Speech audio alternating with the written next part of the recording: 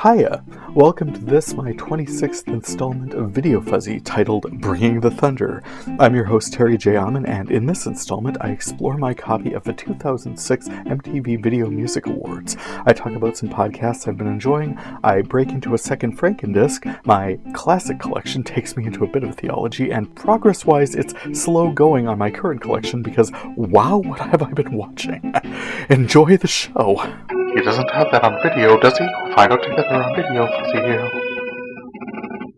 Inspired by some recent feedback, I've started putting something together for my first anniversary special. Well, that was lovely. That isn't quite how I would... I'd like to speak to your manager.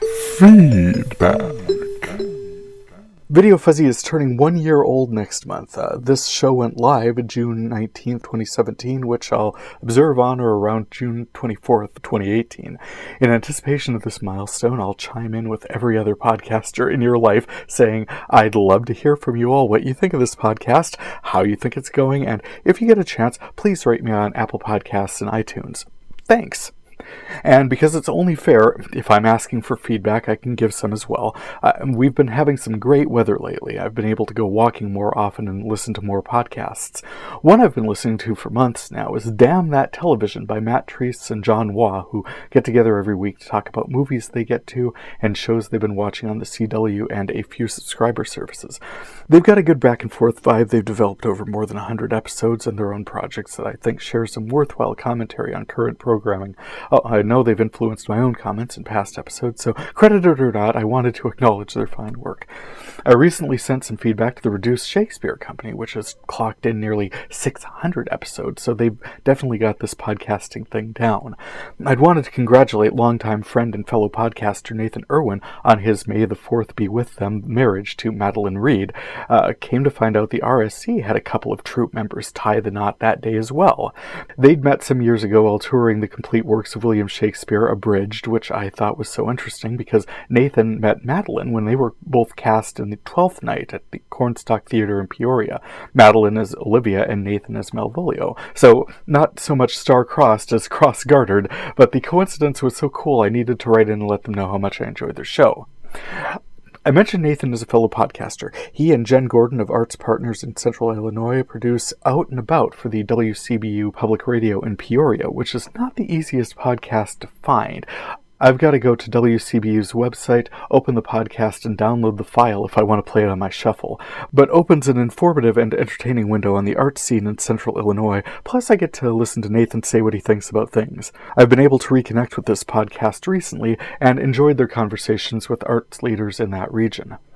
Rounding out the more media-centric podcasts I subscribe to, I love NPR's Wait, Wait, Don't Tell Me and Ask Me Another podcasts, Perfect Lawn Mowing Fair, and I just discovered the official, unofficial Legion fancast, a co-production in which Jason from Podcastica joins Jim and A-Rod from Bald Move, and more recently it's been Jason and Rima from Podcastica to talk about the show.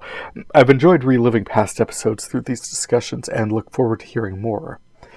There are a couple of podcasts I follow more on the development side. I've also been subscribing to the daily-ish Build-A-Big podcast by David Hooper in Nashville, Tennessee.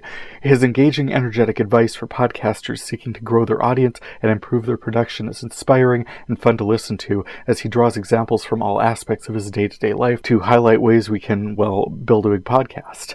Also of interest to me has been VideoFuzzy podcast host Libsyn's The Feed podcast, which includes news and advice on upcoming changes and things we should know about as we're putting our podcasts together.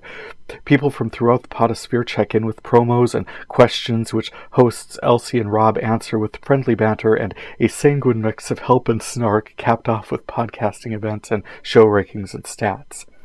Finally, a promo they ran on the feed pointed me in the direction of an interesting podcast put together by Steve Hilliker and his wife Christina called Voices of Deconversion, which invites former religious adherents, generally Christian, to discuss the paths they followed to their current state of atheism or agnosticism or wherever their deconversion has led them. I've enjoyed listening to their stories, and they raise insightful questions that invite the listener to examine their own faith traditions and responses.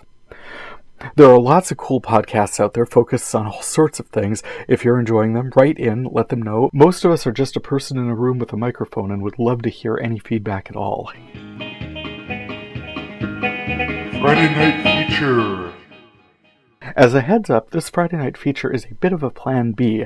This past week I encountered what I would consider to have been the perfect episode from a beloved series I followed for years, but would you believe it, it cut out halfway through, right before it got to the good part. So no spoilers, I'm just going to pocket that one till part 2 surfaces, and believe me when I tell you, it will be worth the wait. In the meantime, I'll highlight one of the main reasons I did not make much progress on my current collection. Well, one of 2 reasons, and I'll explore that when I get to it. My more or less frame-by-frame treatment of MTV's 2006 Video Music Awards. In 2006, MTV celebrated 25 years of Video Music Awards with a high-profile return to New York after 2 years in Miami. It was significant in a way they celebrated by having Jay-Z open the event 70 stories up top the GE building in Rockefeller Plaza. My recording was messed up a little. I'd largely recorded it without commercials, so I must have been monitoring the recording, which started out on disc 483 with Lil' Kim taking the stage to introduce Best Male Video, won that year by James Blunt singing Beautiful. When I watched through to the end, I discovered I'd continued the recording when MTV reran the production immediately thereafter, so I'll discuss this episode from the beginning, which picks up about an hour into disc 484 with Jay-Z on top of the... You know what? No way. You want to track it down, Google will take you to MTV for their video clips and photo galleries and their recap in the 2-hour-plus production, sanctioned or otherwise, at Vimeo.com. This is VideoFuzzy. It's my personal media collection, cataloged as I recorded it, and I shall talk about it as I experienced it. In the opening scene I've got, Lil' Kim is escorted onto MTV's weirdly complicated 3-ring circus stage in an orange jumpsuit, and I thought she was hosting. According to the MTV write-up, she'd actually been released from prison that day, which must have been a fun appearance to coordinate. In actual fact, Jack Black helmed the hosting duties despite the stress of sharing a dressing room with Justin Timberlake, a fact not known to me until after JT's opening number, which I'll get to quite a while from now, actually. In this recording, I'm introduced to the through story for this production when Tenacious D's second banana Kyle Gass appears on stage dressed as a moon man. As it turns out, dressed also as a moon man, but with much lower production values. Jack Black and Kyle Gass appear to have a terrible fight, and Gass runs off. I was coming around to the idea that I'd missed something, but I let it play on, particularly since what choice did I have? I'd been enjoying Shakira's Middle Eastern-inspired belly dancer presentation of Hips Don't Lie, featuring Wyclef Jean, and Luda's outrageous production of Money Makey, featuring the Pussycat Dolls. Jackass. Seriously, do you remember Jackass? They had multiple shows and some movies, and that was before Johnny Knoxville starred in a John Waters film with Tracy Ullman called A Dirty Shame. Anyway, the guys from Jackass made multiple appearances over the course of the event, urging fans to call in and vote for the Viewer's Choice Award. A moment that really threw me to the extent that I tweeted about it. Oh, hey, I'm on Twitter now. You can follow VideoFuzzy on Twitter at TJVideoFuzzy. I don't know how active it'll be, but if I run into something interesting while I'm cataloging or need to do some crowdsourcing during the week, that's likely where I'll share it. Anyway, Chris Brown took the stage to introduce an act and was greeted with cheers and applause, which I guess, yeah, it's been since 2009, when he turned himself in on charges of assault against then-girlfriend Rihanna, so this event occurred 3 years in time prior to that event. I forgot there was a time Chris Brown was beloved, but after the assault, Wikipedia says that he and Rihanna had actually reconciled, though also mentioned that it didn't last. I forgot that there was a time when what I knew about him was how awesome he was in his 2005 video for Gimme That, in which he so clearly demonstrated the influence King of Pop Michael Jackson had had on him. I'd forgotten his tearful tribute to Jackson at the BET Awards in 2010, which doubled as a public apology. He's fallen off my radar pretty hard, but his appearance here made me run some follow-up, and while he's caused some pain, he's a fallible human being with enough there that is worthy of redemption. Well, it's probably enough to leave it there right now. Kyle Gass appeared later as the latest member of the Black Eyed Peas, introducing the award for Best Hip-Hop R&B Fusion Video, which, no, really, how is that not a category? Jack Black returns to his dressing room where Justin Timberlake has been putting up shelves. Jack Black doesn't care. He's devastated. How could he have been so wrong? How could he have let his gargantuan ego blind him to how much he needed Kyle Gass? That's all Kyle needed to hear. They're reunited. The schmaltz builds as these two friends, these brothers, these more than brothers, this Tenacious D takes the stage and belts out a, wow, how quickly was this actually thrown together, rendition of Friendship with references to, I don't know, rainbows, and I don't really remember beyond that. It was pretty bad. Better was OK Go with her live on-stage presentation of Here It Goes Again, complete with treadmills, which was so cool to watch. They really had that routine down cold. Typing this, I wonder how they're able to perform it live with, their instruments. Probably they can't, but they're pretty talented. I wouldn't put it past them. Other performances included Beyoncé's towering Let You Go and All American Rejects' Move Along, which also won for Best Group Video. T.I. sang What You Know, Panic at the Disco gave a live performance of I Write Sins, Not Tragedies, and Christina Aguilera brought the house down with her brilliant, stylized presentation of Hurt. Pink won for Best Pop Video with Stupid Girl, and Shakira won for Best Choreography with Hips Don't Lie. Then Kanye West opened discussion of the Video Vanguard Award for Hype Williams, a director who'd worked with Busta Rhymes and Missy Elliot, both of whom gave fantastic live performances, then cut back to Williams accepting his award. Throughout the course of the evening, Jack White's group, the Raconteurs, performed mostly during commercial breaks, but did a couple of feature performances, including Steady As She Goes and Internet Killed the Video Star, Cheap Sunglasses with a member of ZZ Top, and White Light, White Heat featuring Lou friggin' Reed. Reed hung around and joined Pink later to present Best Rock Video to AFI for Miss Murder. AFI was blown away to receive an award from Lou friggin' Reed, which their hero worship reactions to the talented Lou Reed made me absolutely love them. The production rolled along past Viewers' Choice Awards winner Fall Out Boy for Dance Dance to the final award of the night, Best Music Video of 2006, which went to Panic at the Disco for I Write Sins, Not Tragedies.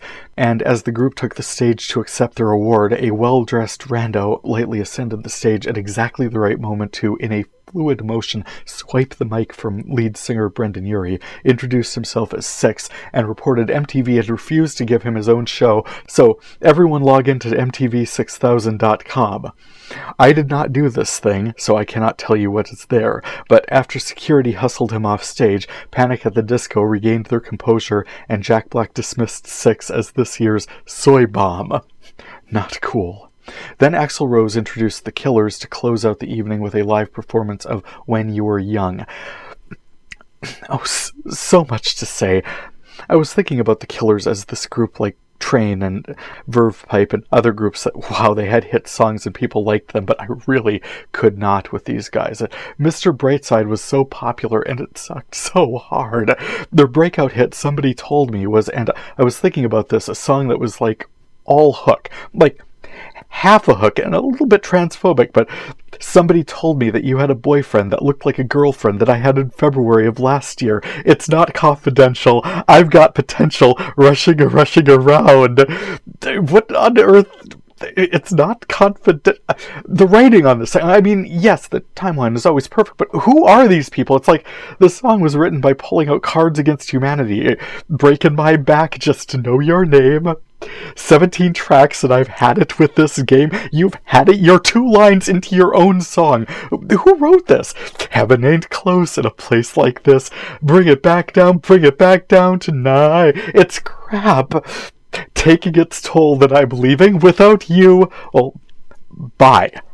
Seriously, who the crap is this singing this song? No, absolutely not a fan of this group. Somebody Told Me sucked. Mr. Brightside sucked. When You Were Young, also written by drunks at a party. The band just bugged me, and the only good part of the performance was the ending. And that it ended. And that's when the show started up again, MTV rerunning the thing from the beginning, and I could lay in some backstory on the Jack Black Kyle Gass dust-up. The camera dropped from Jay-Z on the rooftop through the whiz-bang opening credits and Justin Timberlake's gonzo performances of My Love and Sexy Back, tracking to JT in his bathrobe meeting host Jack Black in his dressing room, committed this year to bringing the thunder. Jack took the stage dressed as a proper Moon Man and promptly caught on fire, announcing the effects and the ways this opening number was going to outdo all the other VMA opening numbers. There would be fog. More fog than that. We need more fog. Then there was too much fog. Isn't that right, Eminem? Oh, crap, he wasn't in his chair. Should have seen he was gone. Then balloons. A smattering of balloons were released. There were supposed to be way more balloons. I thought it was hilarious. Big Finish, bring out the Godfather of Soul. Immediately a page is whispering in Black's ear that they couldn't get him. Okay, so I'll bring out the Godfather of daytime television. Ta-da! Montel Williams is shoved onto the stage, looking pretty confused, actually. There's a performance by the Raconteurs. Jack Black introduces Little Kim to present the first award of the evening, and this is where we came in. I enjoyed this spectacle nearer to the end of this particular art form. I mean, no offense, they've held these awards every year, but what's an MTV music video? I mean, yeah, there's a channel you have to climb into the 200s to find it, called MTV Classic, where they do, as of this past weekend at least, still play music videos. Saturday morning I saw Rihanna in one from 2007 called Don't Stop the Music, which it was so cool to hear her referencing the Mama say mama sa mama kusa, mama say mama sa mama kusa, mama say mama sa mama kusa, mama say mama sa mama kusa hook from Michael Jackson, Wanna Be Startin' Something. Mostly there's a YouTube channel called Vivo where you have to sit through ads sometimes. They play music videos, and there are absolutely artists who still put effort into these things. The last one I remember really tracking down on purpose was when Weird Al Yankovic released Mandatory Fun circa 2014, and I watched Word Crimes, First World Problems, Foil, Tacky, and Handy. I also friggin' loved Perform This Way, his parody of Lady Gaga's Born This Way, and Ralph and I did manage to get to his awesome concert when he was performing 3 hours up the road from us in Moorhead in 2016, but this is moving too far away from music videos. So back to the point here, most of them, I'd say about 90% of new music I encounter these days is on the radio, and I am in a dwindling minority. Online data compiler Statista.com reports that in 2017, the vast majority of people, 65%, access their music through a streaming service. The next highest sources, digital downloads and physical copies, were neck and neck at 15 and 17%.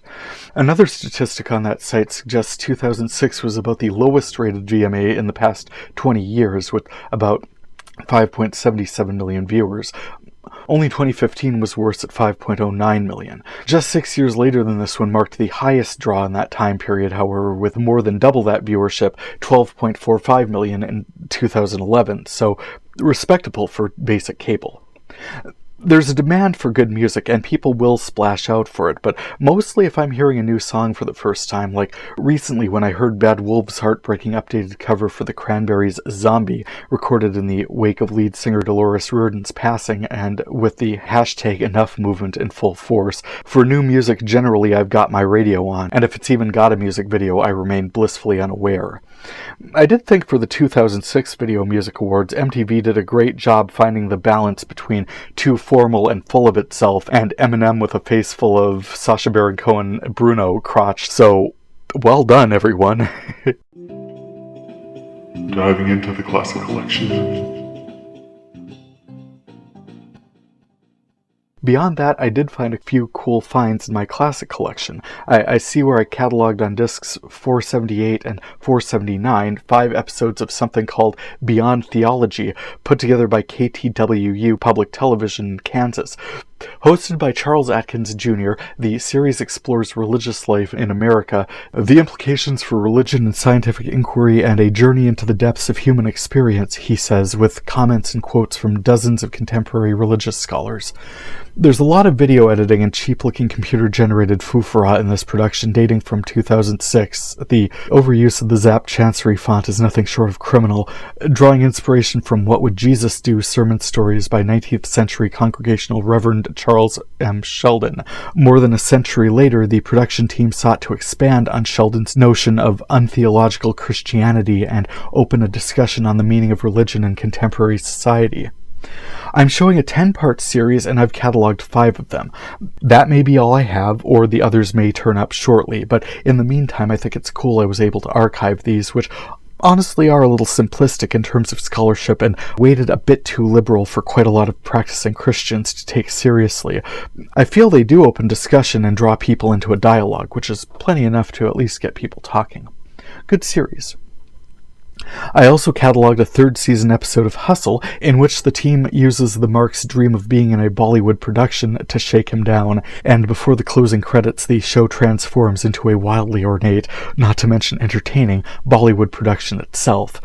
There's also a cool scene from the second season of Prison Break in which Michael Scofield and his brother Lincoln stage a car wreck in which a bomb is set to go off when the radio hits a certain station. Scofield hits the scan button, the car crashes through the embankment, but doesn't explode right away because drama.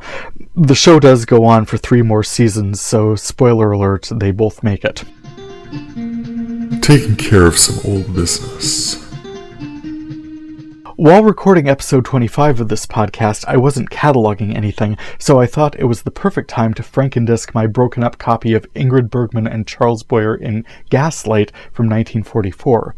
Not that 40 minutes of Gaslight, followed by a test of the emergency alert system, and then an hour and 20 minutes of random episodes of Guy Fieri's Diners, Drive-Ins, and Dives isn't keeping it all fresh and light and charming as all get out, but I figured if I'm in the mood to watch Gaslight again, I'd like to pop the disc in and just watch that, rather than switch the disc out halfway through and track down the rest of it on a different disc. Or it might be the same disc. I'm not remembering right now, and I was fighting fate on this one anyway, because right near the end my playback was jumping around a little on me, but I was keeping an eye on it, and the end result was nowhere near so disruptive. While Ingrid Bergman is busy turning in an emotionally compelling Oscar-winning performance, suddenly I'm dealing with blaring alarms and loud celebration of roadside food prep, featuring, in any typical episode, chicken fried grease stuffed with bacon and batter-dipped cordon bleu, Guy Fieri pronouncing it the best damn burger he's ever had in his mouth since the last one of these he was at, and right up until the next one of these he is at.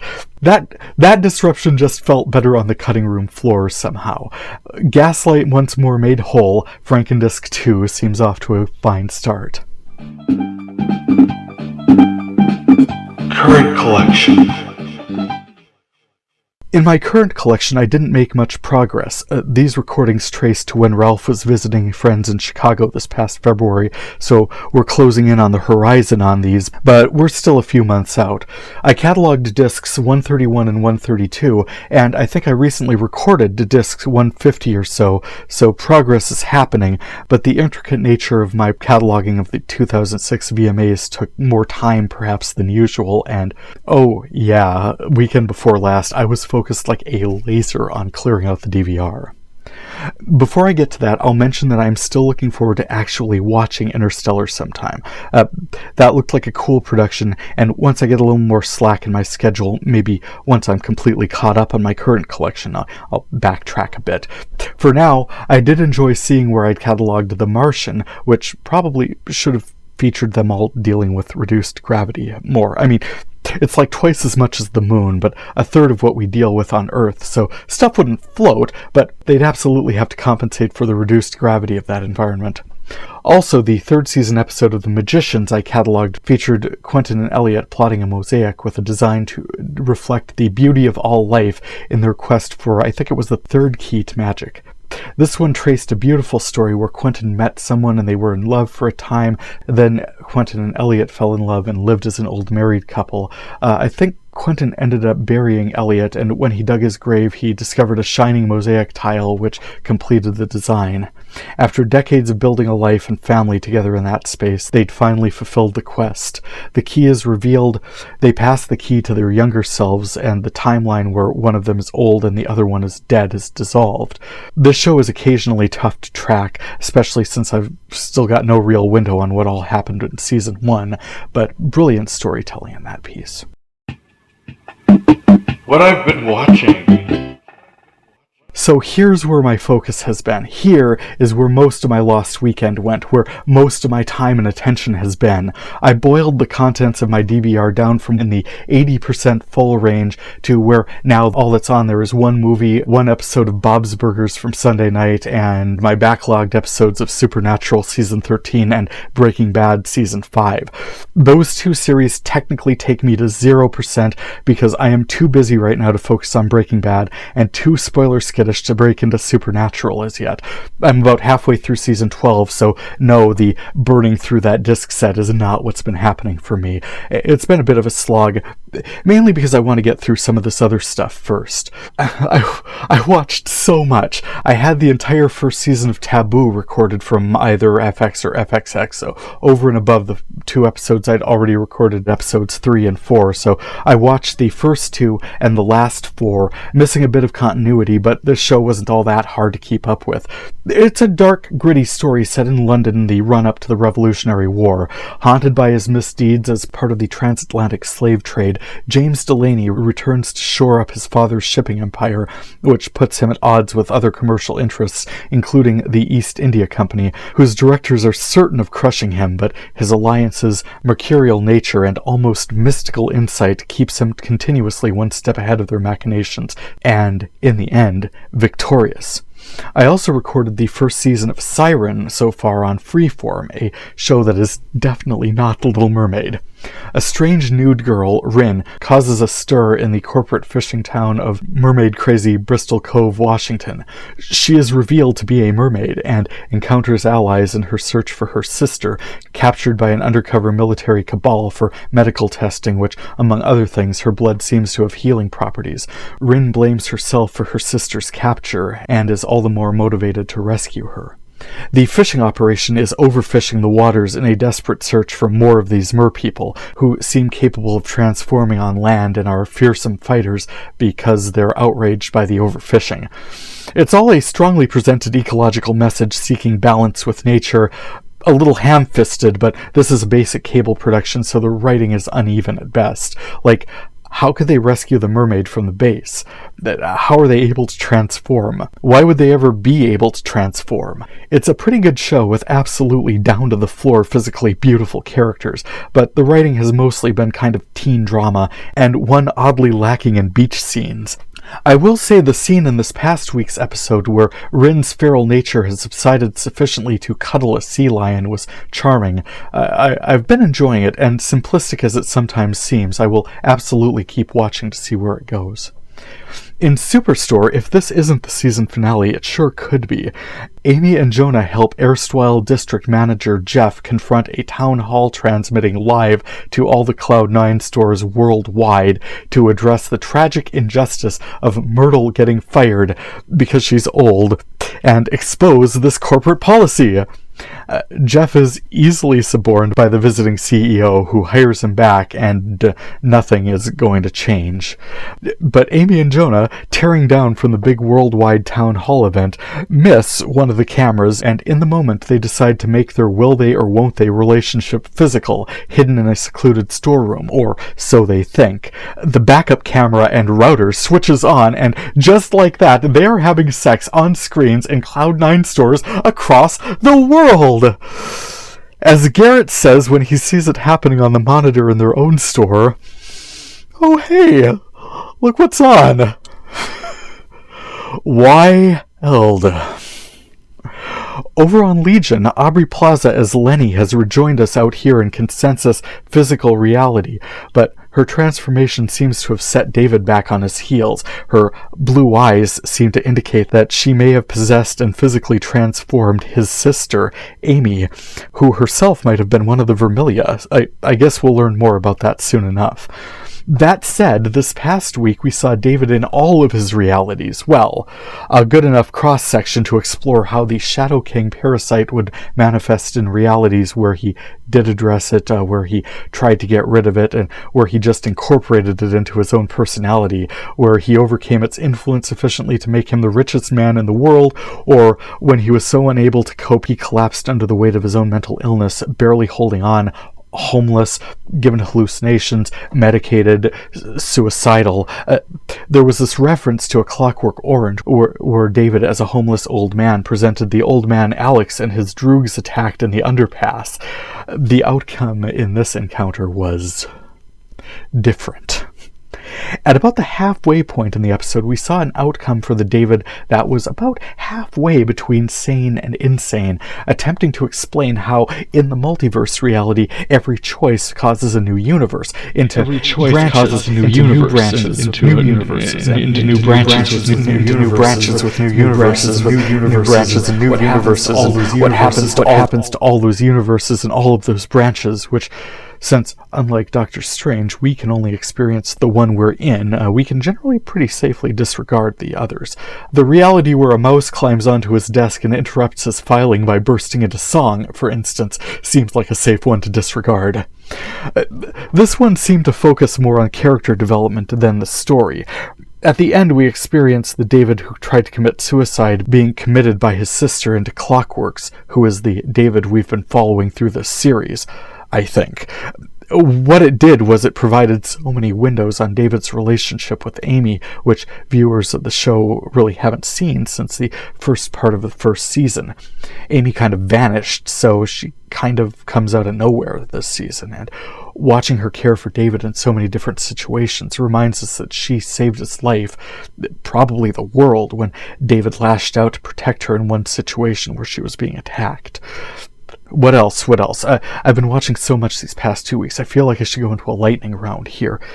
Quentin Tarantino's Grindhouse 2007 production of Death Proof on IFC, Kurt Russell is a murderous stunt driver in about the B-est possible movie, roving state to state, stalking and preying on women in his souped-up stunt car, finally takes on one carload too many of badass women, culminating in a satisfyingly direct analog of the #MeToo movement. On Bob's Burgers, everyone forgets Bob's birthday and make it up to him by not throwing him a surprise party, but instead getting him a vintage bacon press, which he loves, and, oh yeah, Jimmy Pesto gets randomly schmucked in the nuts, so that was fun. On Full Frontal, Samantha Bee turns in one of her most powerfully anti-predator episodes yet. Enraged by once venerated, now disgraced New York Attorney General Eric Schneiderman's abusive behavior, she takes the opportunity to rip into past abusers who are trying to rehabilitate their public images without actually repenting or showing any contrition whatsoever. PBS aired a biography of Nikolai Tesla, whose innovative thinking revolutionized the world's distribution of electrical power and basically life as we know it. An amazing life, brilliant mind, it should have netted him so much more material success. Really enjoyable portrait of a genius ahead of his time. PBS also ran some reasonably informative productions on the history and role of religion and art in civilization. I also caught 3 episodes of The Twilight Zone, centered on a love-crazed computer, a Russian subversive pitted against a devious but somehow forgetful operative, and, oh yes, George Takei trapped in an attic with a World War II vet. Not especially well written, but Americans weren't dealing with race and identity politics any better in 1964 than they are now. Brockmire on IFC continues to be hilarious and inappropriate. Between gift baskets for one-night stands, breathtakingly inappropriate dinner conversation, and cocaine and grain alcohol-fueled benders and sex parties that continue well after he's disengaged, Hank Azaria as marginally rehabilitated sportscaster and podcaster Jim Brockmire is the most outrageous character I've encountered in recent memory. I got to see Logan's Run, which, as parables go, Tyrell Jackson Williams. I'm going to mention his name. Tyrell Williams as Charles, Brockmire's friend, roommate, producer, procurer, enabler, without whom Brockmire would be a corpse in a culvert. He is a huge part of why Brockmire is such a great show, and I'm absolutely going to take exactly this amount of time to acknowledge him and what he brings to the show. Thanks, man. As I was saying, Logan's Run was a bit heavy-handed, and honestly it's hard to see what it's arguing against exactly beyond maybe youth culture and hedonism run amok. Fun to see Michael York again in something else. More direct was Aaron Sorkin's The Social Network, which was exactly the kind of story he should always be telling. Smart people talking super fast about small conflicts with larger implications. Glad I was finally able to see it. I also got to watch Marvel's Captain America: The First Avenger. I might actually have this somewhere already, but it's been a long time since I watched it, and I felt like rectifying that. The one I need to see is Civil War, which I'm sure they'll show sometime, along with Batman vs. Superman. Staying in the theme, I also got to watch Ant-Man, which was fun. One of my mate Ralph's friends suggested that for Infinity War, Paul Rudd should have solved the whole Thanos issue. Oh, please, if you're still so worried about spoilers by this late date, you really should have gone frickin' watched it. But that Ant-Man should have climbed up Thanos' backside and morphed instantly to full size. The thing is, I suspect that even if he did something like that with the tank keychain he blew up in the lab, Thanos would have pulled something like an Angelica Houston from the Addams Family, pregnant with with pubert and not showing so much as a bump. I suspect he'd have simply retained his outward physical imperturbability, because if there's a hard ass in this universe, I figure it's Thanos. But I like the way you think. Whoa, and that should just about do it for this one. Thanks for checking in on my video cataloging project. You can check out my catalog listing along with audio links at VideoFuzzy.blogspot.com and past episodes of this podcast at Apple Podcasts and iTunes at VideoFuzzy.Libsyn.com. Feedback is always appreciated, and you can contact me through my blog or podcast sites or through my VideoFuzzy page on Facebook, or as I mentioned way back there by now, you can follow me at TJ VideoFuzzy on Twitter. For VideoFuzzy, I'm Terry J. Aman. Happy viewing. It might be amazing, it might just be scuzzy. We'll find out together on Video Fuzzy.